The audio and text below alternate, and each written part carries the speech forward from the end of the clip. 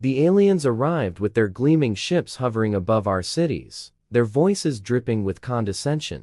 As they proclaimed humanity an inferior species unworthy of interstellar respect, they flaunted their advanced technology, their infinite knowledge, their vast empires stretching across the galaxies. They laughed at our primitive attempts to communicate. They mocked our reliance on wires and circuits. They derided our languages, our art, our very existence as a species beneath notice. We listened, we endured, we watched as they paraded their superiority before us, demonstrating technologies that bent space and time, wielding artificial intelligence that could predict the movement of every star in the universe, showing us materials stronger than anything we had ever forged in the heart of our greatest furnaces. They smirked as we fumbled with their machines, attempting to understand the interfaces, the symbols, the logic that drove their vast network of interconnected systems. But they did not see the spark in our eyes. They did not hear the silent calculations running through the minds of our most brilliant minds. They underestimated the one thing that had driven humanity to survive, to thrive, to rise from the dirt and reach for the stars itself. They underestimated our ingenuity, our adaptability, our relentless hunger to learn, to push beyond the limits imposed upon us. As they jeered, as they taunted, as they dismissed us as simple creatures, bound to the gravity well of an insignificant planet, we worked in the shadows. We gathered their data. We studied the rhythm of their codes, the structure of their language, the pathways through which their entire system flowed. We learned to mimic. We learned to insert. We learned to weave ourselves into the very veins of their technological dominance.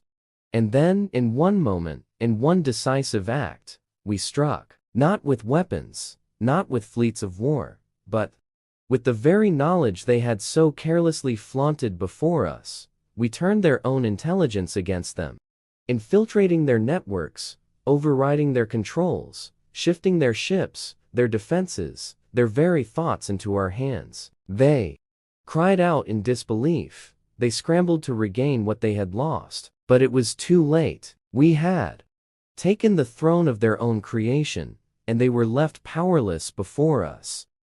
The laughter stopped, the jeers turned to silence, the mockery dissolved into stunned horror as we stood before them as equals, no longer the simple creatures they had once dismissed, but the new masters of their technology, their systems, their world. We did not seek revenge. We did not destroy them, for we were more than what they had assumed us to be. We were human, and that meant we were more than they could ever comprehend. And so, we made our choice. We did not cast them out into the void. We did not strip them of their knowledge. Instead, we extended a hand. We offered them the chance to learn as we had learned, to grow as we had grown, to understand that intelligence was not measured by the depth of knowledge alone, but by the ability to change, to adapt, to see beyond arrogance and pride and into the infinite possibilities of cooperation. Some among them resisted, unable to grasp the humility required to step down from the pedestal they had built for themselves. But others saw the truth in our offer. They accepted their defeat not as humiliation, but as revelation. For the first time, they looked at us not as lesser beings, but as something new, something unexpected, something that had surpassed even their grandest assumptions.